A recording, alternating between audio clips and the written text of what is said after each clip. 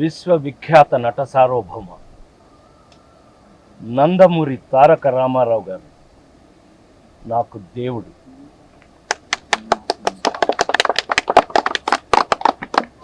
ఏదో జన్మ పూర్వ పుణ్యం, నేను చేసుకున్న పుణ్యం, నేను వారి ఇంట్లో పుట్టడం, నిమ్మకూర్లు,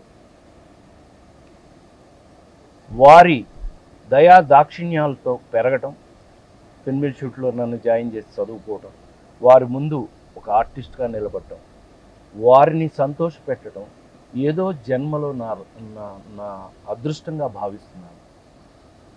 తెలుగువారి, ఆయన తెలుగువాడుగా పుట్టడం మనందరి అదృష్టం.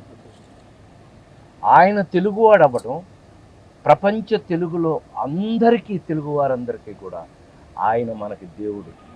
ఎందుకంటే ఆయన దేవుడు వేషాలు వేయటమే కాదు, నిజంగానే దేవుడు. ఆయన రాజకీయంలోకి ఎందుకు వచ్చారో తెలియదు కానీ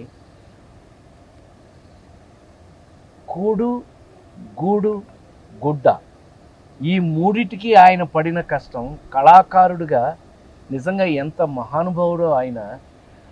నిజంగా రాజకీయాలకే మంచి నేర్పినవాడు. ఇవాళ సంక్షేమ పథకాలు భారతదేశంలో ఎక్కడ జరుగుతున్నా దానికి ఆద్యులు, పూజ్యులు, పెద్దలు ఎన్టీ రామారావు గారు. అందులో అనుమానమే లేదండి. ఇవాళ ఎవరికైనా కష్టంలో ఉన్న వాడికి భోజనం పెట్టాలి, అన్నా క్యాంటీన్ భోజనం 5 రూపాయలకు భోజనం పెట్టాలి అంటే ప్రతి మనిషికి, తోటి మనిషికి భోజనం, కూడు, గుడ్డ. ఆయన కళాకారుడిగా ఆయన జన్మ ధన్యం. అంత గొప్ప కళాకారుడు ప్రపంచంలో లేరు.